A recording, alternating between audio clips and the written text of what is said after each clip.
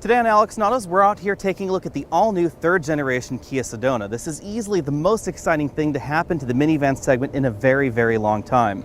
In fact, the minivan segment has actually been shrinking in America, and Kia thinks that that is exactly the right time to get into the market because we're losing a number of competitors in the coming year or so. Because this is very different than the other minivan entries in this segment. It's an awful lot more aggressive and it's an awful lot more crossover looking. We also have this very modern front end that's very vertical. You'll notice that we don't have a bumper that sticks out very much from the front. Our model has well integrated parking sensors. Because we're in the top line trim, we also get this black trim right across the bottom. Optional fog lights. You can also get optional xenon headlamps. That's just the low beams in this particular vehicle. Now, most of the minivans out there look a little boring, and that's definitely not going on in this Kia. We actually have the Kia Tiger Nose grille in an extremely large format here. You can see this very small dip in and dip out. That's what gives it the Tiger Nose look. We also have an all-around view camera positioned right there in the center. This is very reminiscent of the Kia K900. That video was out last week, so you can also check that out on my channel. And the overall look is very similar to that K900, which I think is a very good thing. From the side profile, you can really see how vertical this front end is. It's an awful lot more expressive than any of the other minivans currently available in the segment, although I do see just a little bit of Honda Odyssey in the side profile. The other thing you'll notice is that the roofline does actually drop towards the rear. It's a little bit unusual for a minivan because they generally prioritize cargo space over looks. But that's not going on here. Kia has actually decided to prioritize looks in certain respects to cargo practicality or passenger practicality, most notably this rear window right here, which is an awful lot smaller than you'll find in most minivans. The glass normally goes down a little bit lower, giving those third row passengers a little bit better view.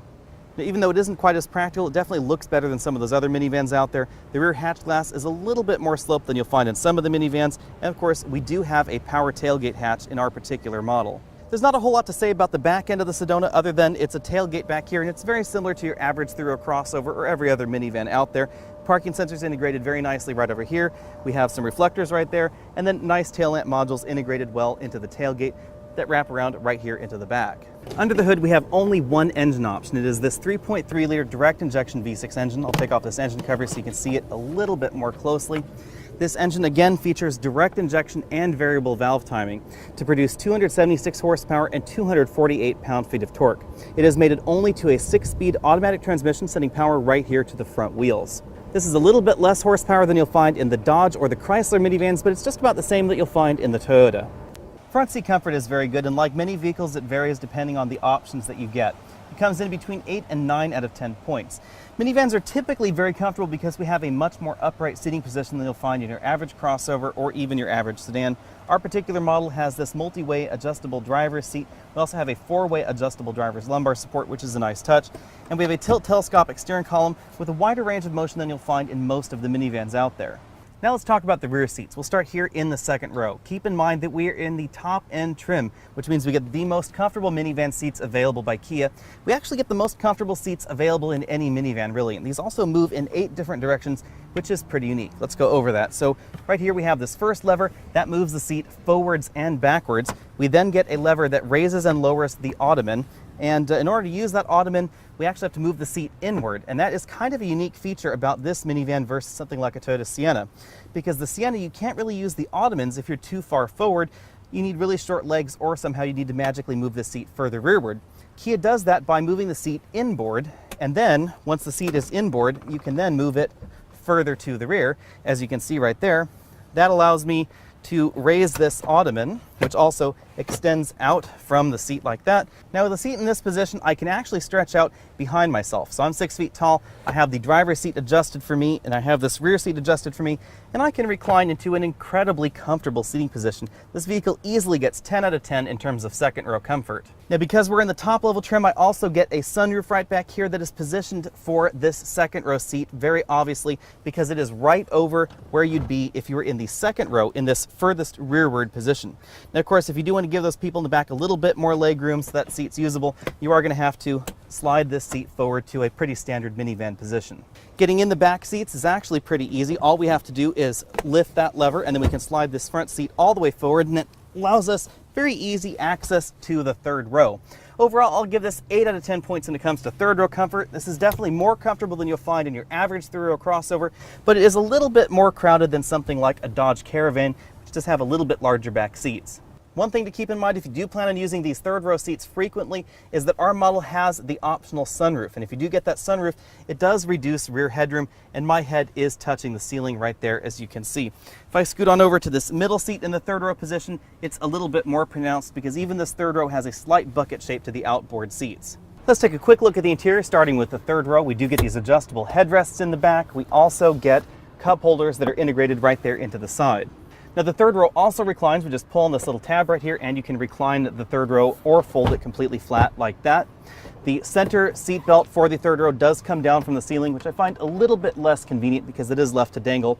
And then you can lift this lever and then stow this seat right there into the trunk. It will fold completely flat with the cargo area.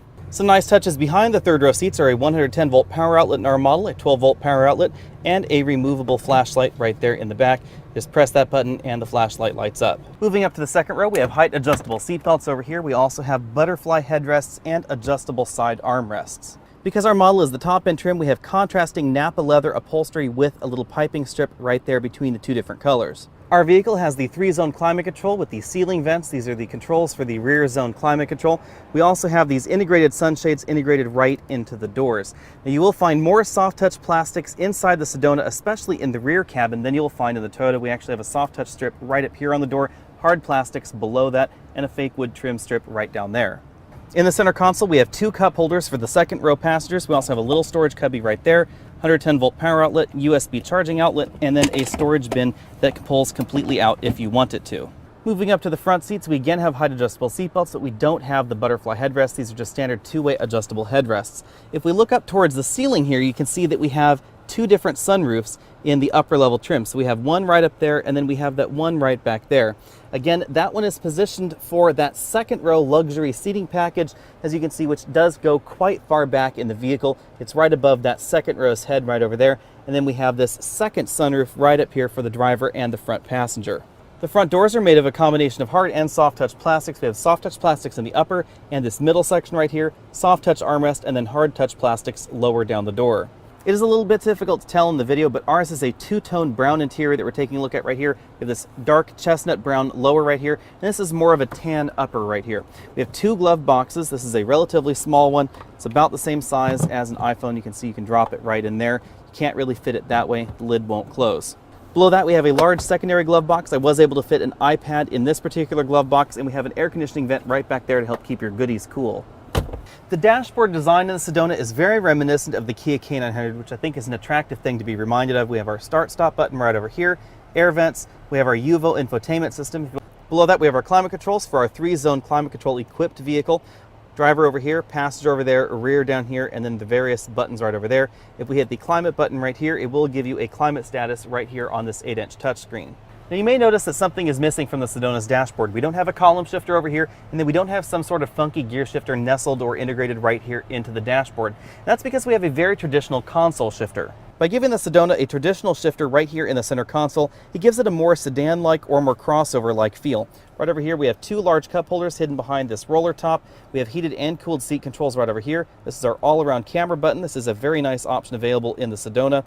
Parking sensors, drive mode select, heated steering wheel button, and cooled seats and heated seats for the driver. Right up here we have the USB input and the auxiliary port for the UVO infotainment system. The Sedona is the second model in the Kia lineup to get their all-around camera system that was launched in the Kia K900. You can see right here we have what looks like a bird's eye view of the vehicle. That's done by putting 4 cameras all around the vehicle. There's one in the back, one in the front, and one under each of the side view mirrors. Then the vehicle then digitally stitches that image together to make it look like a bird's eye view. Right now we're taking a look at the all-around view, which is seen by that little icon right there. We can just look at the front camera since we're in drive, the front and the left camera, or the front and the right camera to help you in parking maneuvers. I like the all-around view myself. Now if I put it in reverse, we get basically the same thing, only in reverse. We get the all-around camera right over there.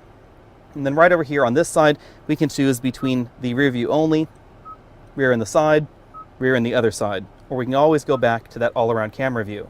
Like many vehicles out there, the turning lines do turn as you rotate the steering wheel to help tell you where the vehicle would go if you were in reverse. Moving on over to the driver's side, we have this very traditional 2-dial instrument cluster with additional digital readouts for fuel on this side and engine temperature on that side. We have a multi-mode information cluster right there in between the speedometer and the tachometer, and we can cycle between our range, navigation directions and instructions, safety systems, audio, vehicle service intervals, as well as vehicle settings. Moving on out to the steering wheel, we have a 3-spoke design right here with fake wood trim right across the top. On this side of the steering wheel, we have our cruise control buttons. Our vehicle is equipped with the optional radar cruise control system. This is a full speed range system, so it will take you to a complete stop and hold you there in stop and go traffic. On this side, we have our dedicated phone hang up and pickup buttons, volume knob that rotates right there, track up, down, mode button, and voice command button. Moving on over to the ceiling, we have an enable disable button for the power doors. We have power door buttons for the left and right power doors and the rear tailgate hatch. We also have separate buttons for the front and the rear sunroofs. This is a map light button. You can also turn them on individually by pressing on the map light right there. And right here we have a little rear view monitor so that way you can see the kids in the back seat. Let's take a closer look at the Sedona's cargo area. As you can see, I have this 24-inch roller bag in here, and it fits deep inside this well. This is sort of the latest trend in minivans, is having these rear seats that fold into this large storage well right down there. I'm going to drop that headrest, pull that cord, that seats that front section, then I can pull this third row right back here and push it into place right there in the floor. Now with the third row stowed into place, I do have more room back here behind the second row seats than you'll find in your average 3-row crossover. Keep in mind that the second row is moved all the way back in its tracks. And all the way back in its tracks, I can actually put out my legs on the ottoman without touching the front seat back, and that front seat was adjusted for me also at 6 feet tall. Kia has designed the Sedona to accommodate a 4x8 sheet of plywood, but one important thing to keep in mind is that the second row is not removable from the vehicle. So you can stow this third row right down here, but the second row has to stay in place. Now if you're in the model that we're in, which is the very top end model, then all you can do is fold these front seat backs flat. Now if you're in the second model down from this, then the front seats have an extra trick up their sleeves. The seat bottom cushion will actually flip up, and then the whole seat will collapse against the back of the front seats, giving you more cargo room. Now because all the cargo room back here is used up by the seating arrangement, you will find the jack behind a little panel right here on the side. When it comes to my exclusive trunk comfort index, the Sedona, like other minivans, scores 10 out of 10 points. It's very handy, very practical back here. And because minivans have been the less sexy side of people transportation for a number of years, minivans have tended to receive the older technology. So if you take a look at the Toyota Sienna, it's only very recently gotten the latest infotainment systems and the latest safety systems that you found on the Toyota Highlander. The same thing goes for the Chrysler minivans and all the other minivans out there. That's not going on for this generation of Sedona, however, because this actually has some of the latest systems that Kia has brought down to their mass market vehicles. In fact, we now have available radar cruise control in this vehicle, freshly taken from the Kia K900, and the interior design theme overall is also borrowed heavily from that luxury Kia. While I'm talking about safety systems, we also have lane departure warning, blind spot monitoring, and an available all-around camera system. That all-around camera system is very similar to what you find in Nissan and Infiniti models. It's one of the better systems out on the market as well. One of the prime reasons to buy a minivan over your average 3-row crossover would be handling dynamics out on the road. And I know that sounds a little bit odd, but there are a lot of reasons for that. The average minivan is closer to the ground, we have a lower center of gravity, and we also have less suspension travel. When it comes to cabin noise, Kia has done an excellent job in the latest generation of their minivan. We have new seals on the second row doors, and that really helps an awful lot when it comes to road noise, especially wind noise. But if you are after the least expensive minivan in this segment, the Sedona is not it. That will still be the Dodge Caravan. However, if you're after one of the best values in the segment, then the Sedona does incredibly well for itself. Also, if you're looking at a minivan that is most crossover-like, or if you're looking for a crossover, but you may be swayed by a minivan, the Sedona is definitely the vehicle for you because it is very crossover-like on the inside. It's also more attractive and a little bit more exciting on the outside than your average minivan. If you're looking for the minivan with the most gadgets and options or the most luxury goodies on the inside, then the Sedona is definitely the minivan for you. It beats the Toyota Sienna by a decent margin. We get more comfortable second-row seats. We also get a few more options on the inside in terms of technology. Very notably, we get that full speed range radar cruise control with the pre-collision warning system, which is fairly unique in this segment.